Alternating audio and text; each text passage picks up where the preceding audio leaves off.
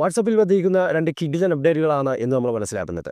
അവതാനും ഇങ്ങനെയുള്ള യൂസ്ഫുൾ ആയിട്ടുള്ള വീഡിയോകൾ ലഭിക്കുന്നതിന് വേണ്ടി ഇപ്പോൾ തന്നെ ഫോളോ ചെയ്യുക. ഇതുവരെ ഇങ്ങനെ ഒരു കാര്യം അറിയില്ലല്ലോ ബ്രോ, പറഞ്ഞതിന് താങ്ക്സ് എന്ന് പറയാൻ ആഗ്രഹിക്കുന്നവർ വീഡിയോയ്ക്ക് താഴെ കമന്റായി രേഖപ്പെടും. വീഡിയോ എല്ലാവരിലേക്കും ഷെയർ ചെയ്തെടുത്തോ, അറിയാത്തവർ അറിഞ്ഞിരിക്കും. ഈ ഫീച്ചറുകൾ നിങ്ങൾക്ക് ലഭിക്കണമെങ്കിൽ ഇപ്പോൾ തന്നെ വാട്സാപ്പിനെ അപ്ഡേറ്റ് ചെയ്യുക. ഒന്നാമത്തേതെന്ന് പറയുന്നത് വോയിസ് ട്രാൻസ്ക്രൈബ്, അഥവാ നമുക്ക് പല സാഹചര്യങ്ങളിലും വോയിസുകൾ കേൾക്കാൻ പറ്റാത്ത സാഹചര്യം ഉണ്ടാവും. അപ്പോൾ അതിനെ നമുക്ക് ട്രാൻസ്ക്രൈബ് ചെയ്തുകൊണ്ട് ടെക്സ്റ്റ് രൂപത്തിലേക്ക് കൺവേർട്ട് ചെയ്തെടുക്കും. അപ്പോൾ ഇത് ചെയ്യാൻ വേണ്ടി വാട്സാപ്പിന്റെ സെറ്റിംഗ്സ് ഓപ്പൺ ചെയ്യുക.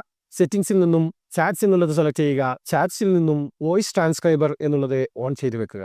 ഓൺ ചെയ്തതിനു ശേഷം ആവശ്യമായ ഭാഷ സെലക്ട് ചെയ്യുക. നിങ്ങൾക്ക് ഏത് വോയിസ് ആണോ ട്രാൻസ്ക്രൈബ് ചെയ്യേണ്ടത് അതിന് മുകളിൽ ലോങ് പ്രസ് ചെയ്ത് പിടിക്കുക. ശേഷം ട്രാൻസ്ക്രൈബ് എന്നുള്ളത് കൊടുത്തു കഴിഞ്ഞാൽ ആ വോയിസ് ഇതേ രീതിയിൽ ടെക്സ്റ്റ് ആയിട്ട് കൺവേർട്ട് ആയി വരുന്നതായിരിക്കും. ഇനി രണ്ടാമത്തെ അപ്ഡേറ്റ് എന്ന് പറയുന്നത് ഡോക്യുമെന്റുകൾ സ്കാൻ ചെയ്യുന്നതിന് വളരെ യൂസ്ഫുൾ ആയ ഒരു അപ്ഡേറ്റ് ആണ്. സാധാരണ വാട്സപ്പിലൂടെ പല ഡോക്യുമെന്റുകളും അയച്ചു കൊടുക്കാൻ വേണ്ടി അത് സ്കാൻ ചെയ്യുന്നത് ഒരു തേർഡ് പാർട്ടി ആപ്ലിക്കേഷന്റെ സഹായത്തോടു കൂടിയായിരിക്കും. എന്നാൽ ഇനി മുതൽ അതിന്റെ ആവശ്യമില്ല. വാട്സാപ്പിൽ നിന്ന് തന്നെ നമുക്ക് സ്കാൻ ചെയ്തെടുക്കാൻ സാധിക്കും. ഡോക്യുമെന്റുകൾ അയച്ചു കൊടുക്കാൻ ഉദ്ദേശിക്കുന്നുവെങ്കിൽ സാധാരണ നമ്മൾ ഉപയോഗിക്കുന്ന പ്ലസ് ഐക്കൺ അതല്ലെങ്കിൽ ക്ലിപ്പ് ഐക്കൺ സെലക്ട് ചെയ്തുകൊണ്ട് ഡോക്യുമെന്റ്സ് എന്നുള്ളത് സെലക്ട് ചെയ്യുക. ക്യാൻ ഡോക്യുമെന്റ് എന്നുള്ള ഈ പുതിയ ഓപ്ഷൻ സെലക്ട് ചെയ്ത് നിങ്ങൾക്ക് ആവശ്യമായ ഡോക്യുമെന്റിന് മുകളിൽ ക്യാമറ വെച്ച് കഴിഞ്ഞാൽ അത് ഓട്ടോമാറ്റിക്കായി സ്കാൻ ആവുകയും കൃത്യമായി അതിനെ വളവും ചുളിവും ഇല്ലാതെ സെറ്റ് ചെയ്ത് തരികയും ചെയ്യും. അതിനുശേഷം നിങ്ങൾക്ക് ആവശ്യമുള്ളവർക്ക് അയച്ചു കൊടുക്കാം. വളരെ യൂസ്ഫുൾ ആയിട്ടുള്ള അപ്ഡേറ്റുകളാണല്ലേ. അതുകാരണം ഈ ഒരു വിവരങ്ങൾ നിങ്ങൾക്ക് പറഞ്ഞു തന്നെങ്കിലും നമ്മളെ ഒന്ന് ഫോളോ ചെയ്യാൻ മറക്കരുത്.